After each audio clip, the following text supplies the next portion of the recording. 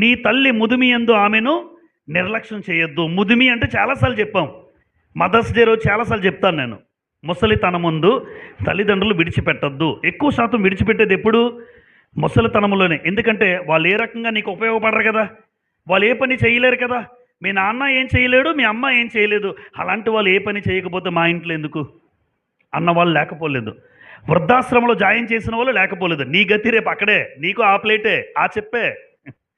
ఈరోజు తల్లిదండ్రులకి ఏ చెప్పు అయితే విడిచిపెట్టేసో నీకు ఆ చెప్పే రెడీ అయిపోద్ది. ఎందుకంటే దేవుడు ఎవరు కాదు అన్యాయస్తుడు. దేవుడు అన్యాయస్తుడు కాడు. ఈరోజు నువ్వు ఏ న్యాయం చేస్తున్నావు నీ తల్లిదండ్రులకి, రేపు పొద్దున నీకు అదే.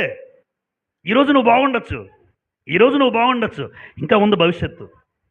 ఈరోజు నేను నిర్లక్ష్యంగా ఉంటే రేపు పొద్దున్న నా బతుకు నిర్లక్ష్యమే. అది జరగాలి, అంతే కదమ్మా, న్యాయం అదే కదా. ఈరోజు నా తల్లిదండ్రుల పట్ల నేను నిర్లక్ష్యంగా ఉంటే నా బతుకు నేను కూడా అంతే, నేను కూడా తండ్రిని అయ్యాను. నా బతుకు నిర్లక్ష్యం.